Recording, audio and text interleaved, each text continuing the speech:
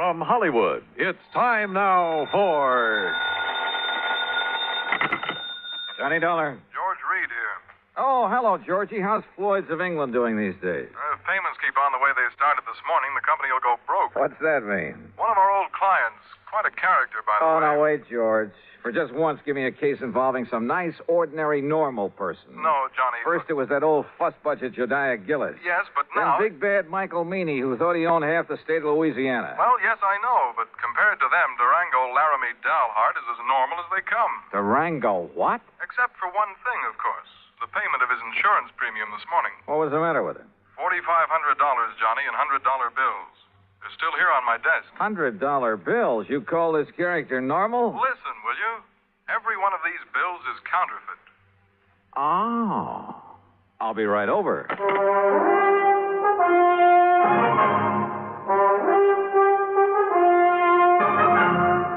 Bob Bailey in the exciting adventures of the man with the action-packed expense account. America's fabulous freelance insurance investigator. Yours truly, Johnny Dollar.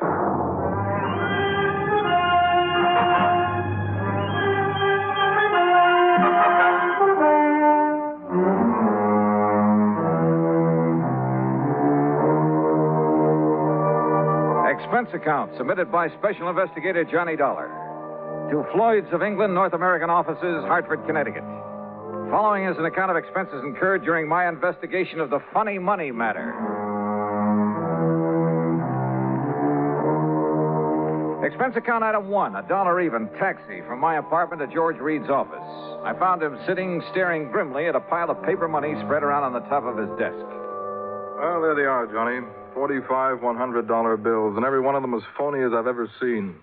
Look at them. Yeah, I see what you mean. Whoever turned these out didn't even have sense enough to use the proper kind of ink. Yeah, it looks like he must have diluted it. Yeah. Have you ever seen such washed-out-looking money in all your life? Good tough paper, though, just like the real McCoy. Yes, real crisp and new. But, Johnny, look at those colors. Even the black isn't really black. Yeah. You'd think they'd at least have tried to wrinkle them up a bit and dirty them. Yeah. This is the most obviously flagrant... What are you looking at, Johnny? Well, this is unusual. For counterfeit, that is. What? Well, they've all been printed up with different serial numbers. See? Here. And here. Huh? How about that? Pretty smart. Funny, isn't it? The thing that usually makes this stuff easy to spot is the same number on all the bills. Sure. And whoever made these was clever enough to think of that. Had sense enough to use good paper, too. Uh-huh. But he certainly slipped up when it came to the color and quality of the ink. As for the press work... Well, I don't pretend to know much about phony money, George. Who needs to? And heavens knows I don't see too many $100 bills.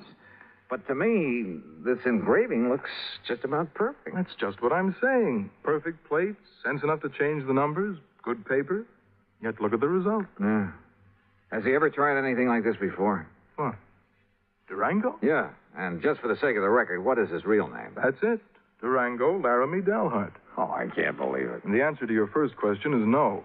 Durango is as honest as the day is long. Well, maybe you mean he was. Well, maybe. But if so, I want to know why. There'd have to be a mighty good reason, believe me. Running out of dough is the best one I can think of. But he's always had plenty. After all, $4,500 to spend on insurance year after year. Just who is he? And where is he? He lives on a ranch in Oklahoma. What kind of a ranch? I don't know.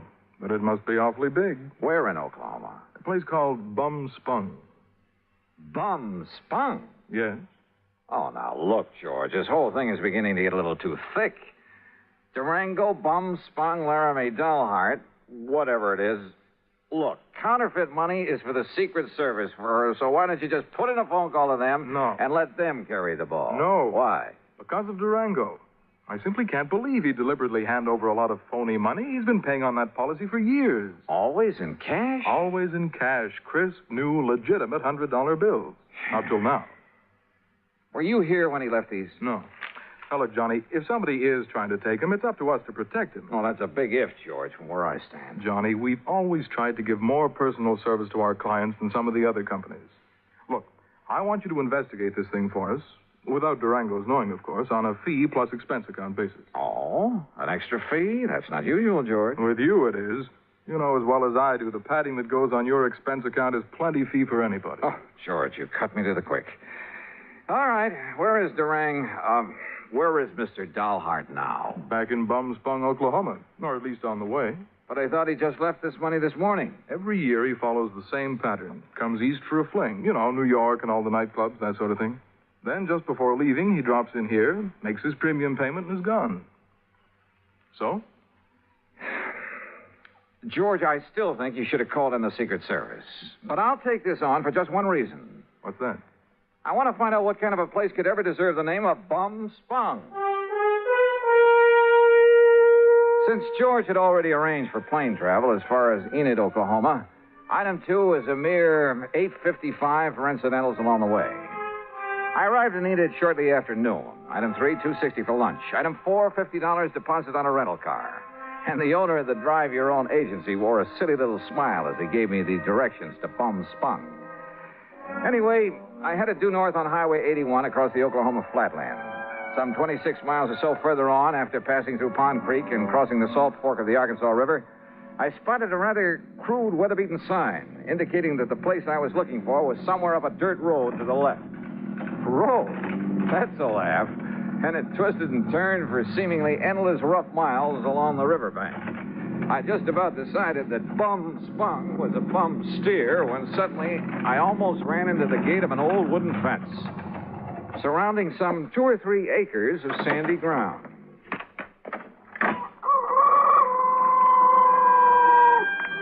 And there they were. A huge, ramshackle, unpainted building that passed for a house. An even more dilapidated affair, propped up with timbers that probably served as a barn. There were a couple of broken-down outbuildings, too. And on a small irrigated plot in the back, 2 cows. Steers? Well, anyway, 2 rather sad-looking bovines munched on the faded grass. There were some decrepit-looking chickens, a mangy old dog. There was a horse of sorts in a small corral. The windmill? Its whole tower sagged with fatigue, and the rudder on it slapped idly against the broken vanes. But right next to it, in complete contrast, stood a spanking new Cadillac convertible. And on the other side of the house, hanging some flimsy pretties on a clothesline, she was maybe 23 or 4, a brunette, and wearing a pair of well-tailored white riding breeches and a tight flowered silk blouse.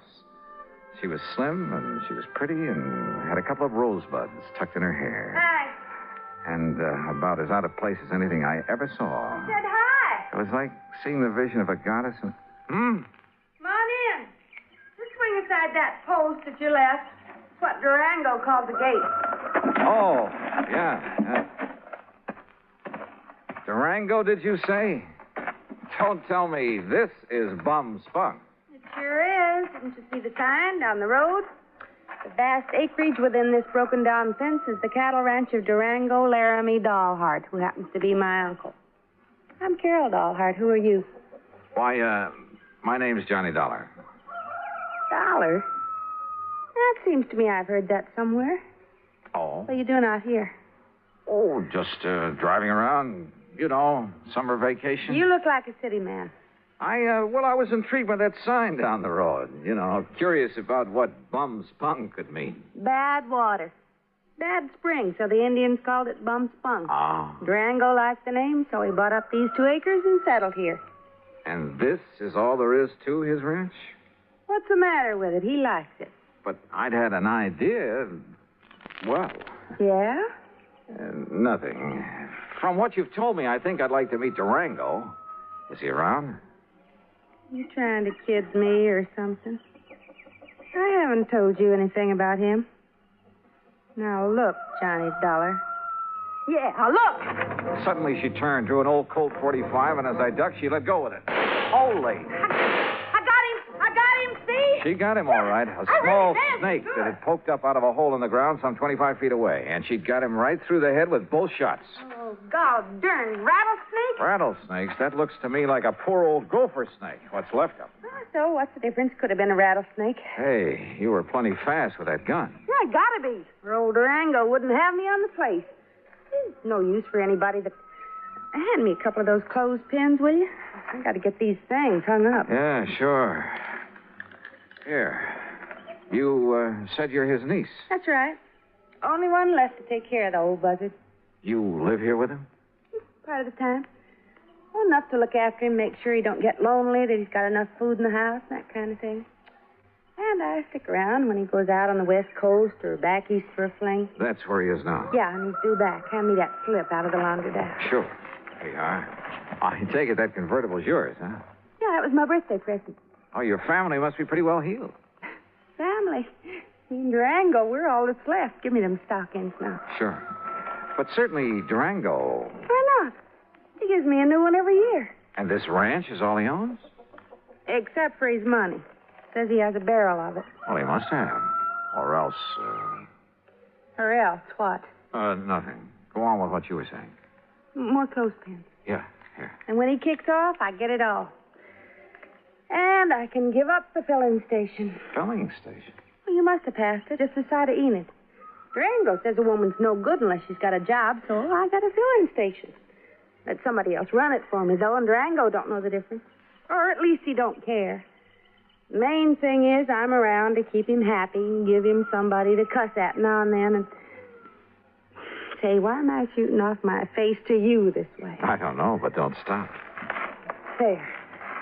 Them clothes will be dry in an hour, and if you're still here, you can help me take them down again. Okay. Carry that basket for me, and I'll give you a cool drink in the house. Hey, great. You say Durango is due back here, huh? Mm-hmm. Why, don't save yourself time traveling by plane instead of train, I'll never... Johnny, if you're just around here on vacation, I'll eat my shirt. Why'd you come here? And don't give me any guff. All right, come on. Pour me that drink and I'll tell you. Now, I'll tell you. If you're here to pull something on... Oh! What's it? Son of a blasted gopher. Oh, Easy now, easy. Don't you easy now, me. I busted my ankle. Oh, it's just a little sprain. Here, arm over my shoulder. Okay. Dang fool that I was to kill that gopher snake back there. Oh, Johnny, it hurts. Then I'll carry you. You know. Oh, that's better. And hey, boy, you got muscles. You know. Huh? What the? Well, take me over to the sofa. What's the matter, Johnny? What stopped me was the inside of the ramshackle old house. Clean, modern, well-furnished. Even the kitchen with its gleaming porcelain, electric range, huge refrigerator, and freezer. Modern in every way. Well, don't just stand there staring. Get some water, hot and cold, for this ankle. While you're at it, pour us a drink at the bar over there in the corner. I could use a good, stiff snort.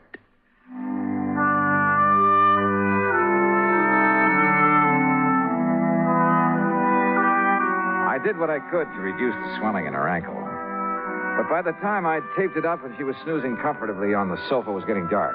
So I hied myself into the well-stocked kitchen to see what I could scratch up to eat.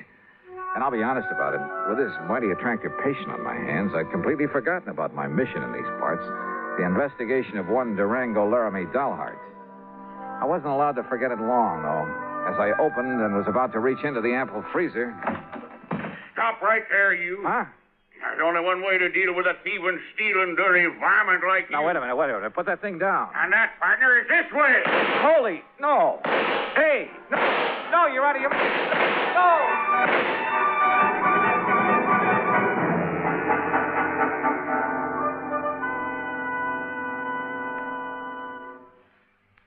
And now, Act Two of yours truly, Johnny Dollar, and the Funny Money Matter.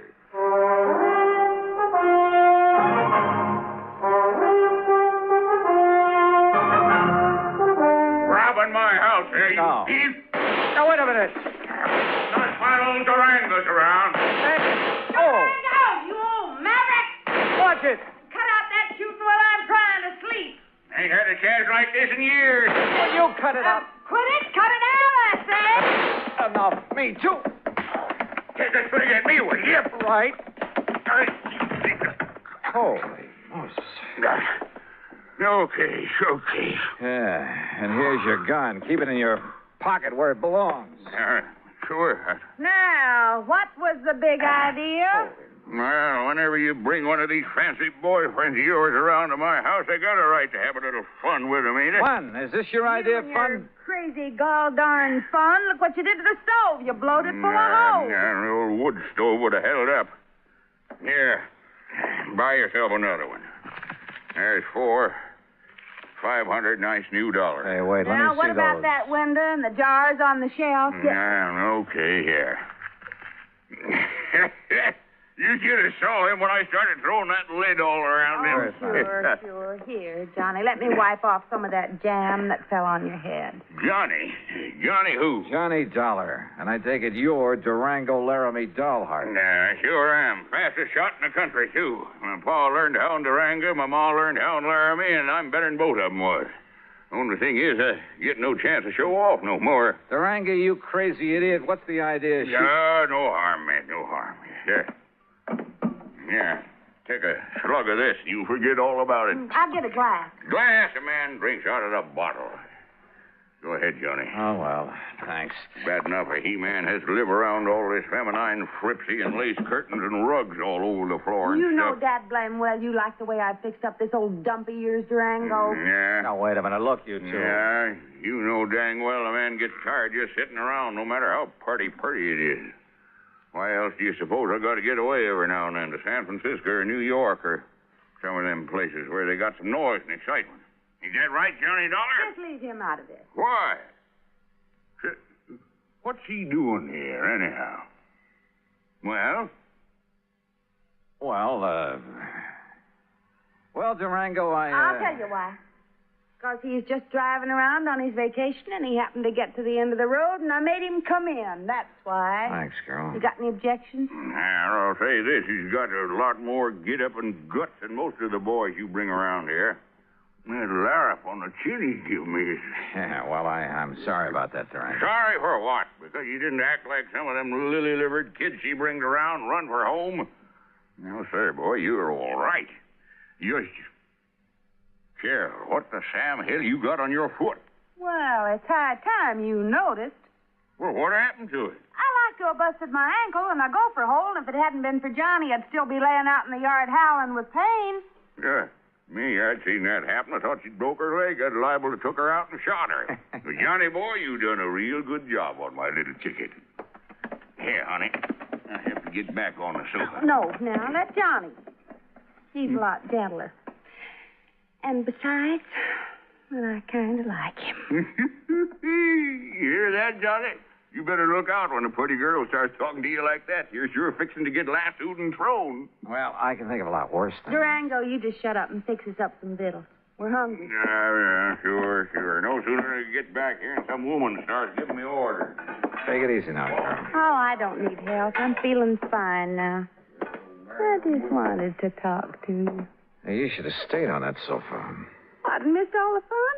Fun? You too? You know. Oh, thanks. Hey, sit beside me, Johnny. Well, sure. Why not? Now, none of that mush stuff. That isn't what I meant. Oh, I can't say as I'd mind it with you, Johnny. Well, now, if that isn't an invitation, Hey, kids, some nice steaks, a couple of chops, maybe some pancakes and beans to fit you up. Be all right? Just make it good and take your time. Or shall I do it? Yeah, woman, I can cook better than you any time. Oh. Well, Johnny, before you start that, What's the matter with some lights in there, you kids? It's getting dark. oh. just mind your own affairs. And I warn you, Johnny, you better watch out for yourself. Yeah, I'll risk it, Durango. You don't, want the light, do you, Carol? You know what I want? What? I don't know why you come out here to Bum Spung. Can't I wait? Dollar, I bet you got somewhere else to go. It's going to be pretty late by the time we met. Or I might as well bunk here tonight. Got plenty of room. What do you say? Johnny? Sure, Durango. Thanks a lot. Now, Carol, You haven't answered my question, John. Tomorrow. I'll tell you tomorrow when we can be alone. Aren't we alone now? Oh, not as much as I wish we were. You're a mighty cute guy, Johnny. Oh, you don't know me, Carol. I'm really just an old wolf. Oh, I don't believe it. I don't. Ooh. Just one of the roses fell out of my hair. There it is. With buds of roses in her hair and kisses on her mouth. What's that? Pretty. Just a line from an old poem. I have the roses in my hair. What about the rest? Why don't you find out? You kids want to bell down on the jug while you're waiting? Oh, Oh, why don't you tend to your cooking? Johnny? that Durango, he certainly puts together a meal in a hurry. Too much of a hurry. And the meal itself, enough for an army. And to see him pack it away, you'd think he'd been out on the range for years. Yes, sir. Nothing like coming home to give you an appetite. Here, scoop yourself up some more beans, Johnny. I still hadn't made any progress in my investigation and encouraged him to talk about himself. He did, willingly. And how much of it was true was something else again. Said he left his father's little farm in Colorado to hunt for gold. Said he'd found it, too, a lot of it. Claimed he'd used that money exploring for oil, wildcatting. That everything he touched had turned to money. That he'd made and banked so much he could never spend it all. That's why he'd go on those flings to San Francisco and New York, just to get rid of it. Then come back here to this little plot of ground and rest up for the next excursion to the big city. His only regret was he was too old to make the New West like the Old West. Yes, sir. If I was 20 years younger, I'd ride a horse into Dodge City and show all them law and order. I'd show them just exactly how it was in the old days. Like I read about in them magazines. But if all this were true, why the counterfeit money? Those phony, washed-out $100 bills I'd seen on George Reed's desk. The bed in the guest room was as comfortable as my own, but I couldn't get to sleep. Fortunately, for long after the house was dark, it must have been close to midnight, I heard the door of Durango's room open, heard him sneak out of the house the back way. Quickly, as quietly as I could, I slipped on trousers and shoes, took along my gun, and went after him. From the back porch, I could see that there was a light on in one of the small outbuildings.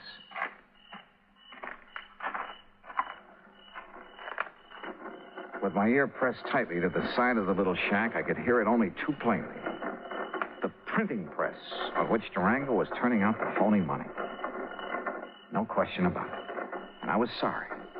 Kind of begun to like the old character. To say nothing of his beautiful... Johnny. Huh? Carol. What are you doing out here? If it's a walk in the moonlight you want, why didn't you ask me to come with you? Carol, listen. I'll lay my cards right on the table. What I really came to this place for was to find out...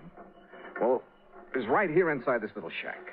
Oh, no. And now that I've found out, Oh, Johnny, you'll break his heart. He thinks nobody knows about this. Oh, of course he does. He's been doing it ever since... And he thinks that even I don't know about I'll bet. Oh, Johnny, please, you'll spoil everything. Why not? It's about time, isn't it? And he means no harm to anybody. What do you mean, no harm? Are you kidding? Or maybe you're in this whole thing with him. Are you? Oh, no, but I don't see what difference it would make. Johnny, baby, Oh, don't pull that stuff. It's time for a showdown. Hey, what's the racket? What's going on, huh? Snooping, huh? Why, you ornery, low-down, sneaking coyote. All right, Durango. Just cut it and stand where you are. Huh? Well, what are you doing with that gun? I only hope you won't make it necessary for me to use it. Johnny. Open up that door, Durango. I want to see what you've got inside there. Go ahead now, open it. Yeah. Now, look, son, there ain't no harm in what I'm doing in there. No harm. That seems to be a pat phrase around here. Well, it's just that well, ever since I made my pile, everywhere I'd go, I'd spend a lot of money. So you told me at great length. Always, maybe it was sort of showing off a bit, but when I'd draw it out of the bank, I'd make them give me brand new money. And, you know, to impress the folks. Like a big shot up in Hartford where I pay my insurance for Carol here every year. In brand new $100 bills, supposedly. That's right, and no supposing. But this last insurance payment to George... Yeah, I know. But, Johnny, it wasn't my fault. The bank didn't have some nice new ones for me. And they couldn't get them in time either, so I had to... Well, this was the next best. Oh, that's a likely Johnny, story. please. Open that door. Oh, God, I kept hoping nobody'd find Come out. on, open it. Okay. There you are.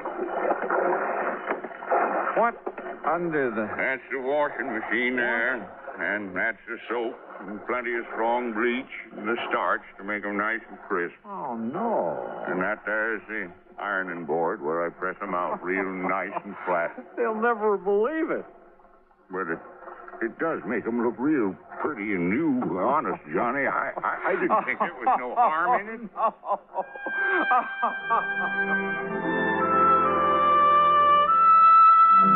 Well, there you have it, George.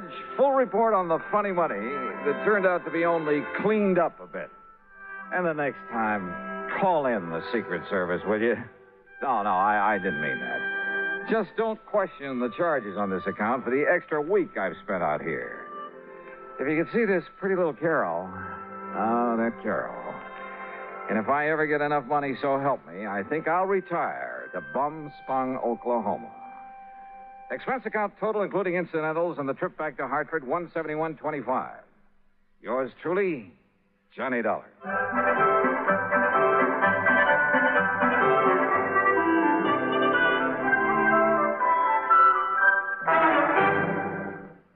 Now, here is our star to tell you about next week's story. Next week, well, just remember one thing. That old saying about a cat having 9 lives. And be sure to join us, won't you? Yours truly, Johnny Dollar.